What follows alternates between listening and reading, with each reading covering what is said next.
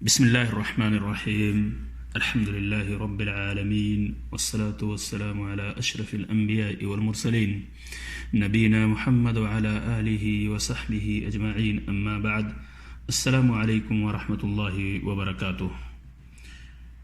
محترم سامعین کرام، اربعین نوویہ کی 26ویں حدیث، اس کا ترجمہ اور اس سے مستنبط چند فوائد و احکام آپ کے سامنے پیش کیے جا رہے ہیں۔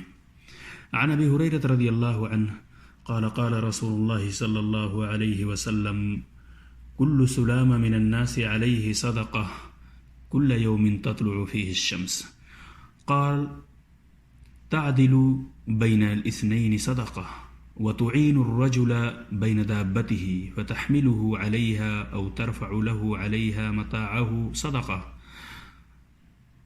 قال والكلمة الطيبة صدقة وكل خطوة تمشيها إلى الصلاة صدقة وتميت العذى عن الطريق صدقة رواه البخاری ومسلم۔ ترجمہ: ابو ہریرہ رضی اللہ عنہ سے مروی ہے کہ نبی اکرم صلی اللہ علیہ وسلم نے ارشاد فرمایا، ہر دن جس میں سورج نکلتا ہے انسان کے جسم کے ہر جوڑ پر صدقہ واجب ہوتا ہے۔ آپ صلی اللہ علیہ وسلم نے فرمایا، دو آدمیوں کے درمیان انصاف کرنا صدقہ ہے، پیدل کو اپنی سواری پہ سوار کر لینا یا اس کا سامان اپنی سواری پر لوڈ کر لینا صدقہ ہے۔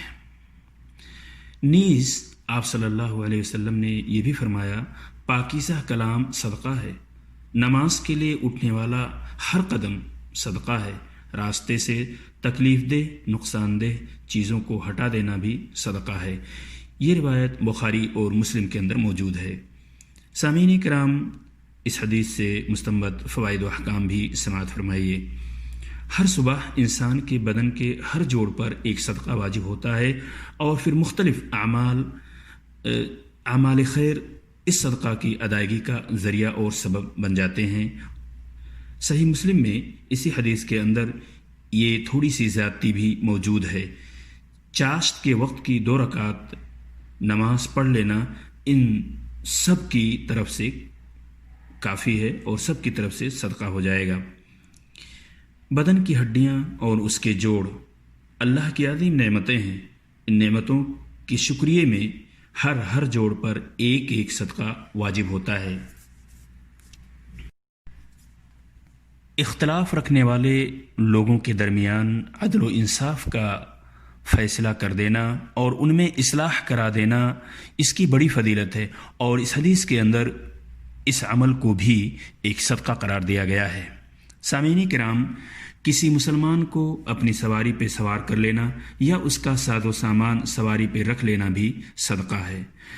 اس حدیث میں مسلمانوں کو باہمی تعاون کی فضا بنانے کی دعوت دی گئی ہے اور آپس میں حسن سلوک اور بھائی چارگی کے معاملے کو فروغ دینے کی حوصلہ افزائی کی گئی ہے۔ پاکیزہ کلمہ بھی صدقہ ہے۔ تسبیح، تحمید، تکبیر، تحلیل، دعوت الی اللہ، امر بالمعروف والنہی عن المنکر، یہ سب پاکیزہ کلمات کلمہ صدقہ میں یا پاکیزہ کلمات میں داخل ہیں جو صدقہ کے طور پر ہوگا۔ معزز سامعین کرام، مسجد کی طرف اٹھنے والا ہر قدم، اس سلسلے میں کئی احادیث ہیں۔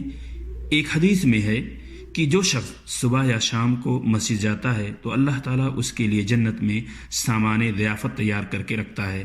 جب وہ مسجد میں صبح یا شام کو جاتا ہے، اللہ تبارک تعالیٰ اس کے لیے سامان ضیافت تیار کر کے رکھتا ہے۔ یہ روایت بخاری کی ہے، اور مسلم کی ایک روایت کے اندر موجود ہے کہ رسول اللہ صلی اللہ علیہ وسلم نے ایک بار فرمایا، کیا میں تم کو ایک ایسا عمل نہ بتا دوں جس سے اللہ تعالیٰ تمہارے خطاؤں کو مٹا دے اور درجات کو بلند کر دے؟ صحابہ نے عرض کیا، ضرور اللہ کے رسول۔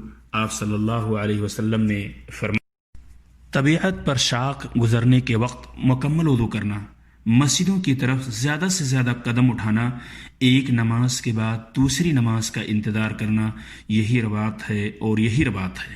رباط کا مفہوم اسلامی سرحدوں کی پہرہ داری ہے، جس کے فضائل کی بکثرت جس کی فضیلت بکثرت احادیث کے اندر وارد ہوئی ہے۔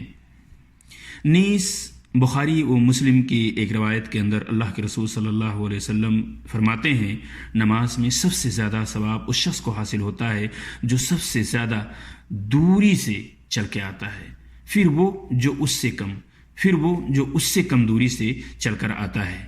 سامعین کرام، راستے سے تکلیف دہ چیزوں کو ہٹانا، جیسے پتھر ہے یا کانٹے یا گندگی یا شیشہ وغیرہ جس سے چلنے اور گزرنے والوں کو تکلیف ہوتی ہے، یہ بھی ایک صدقہ ہے۔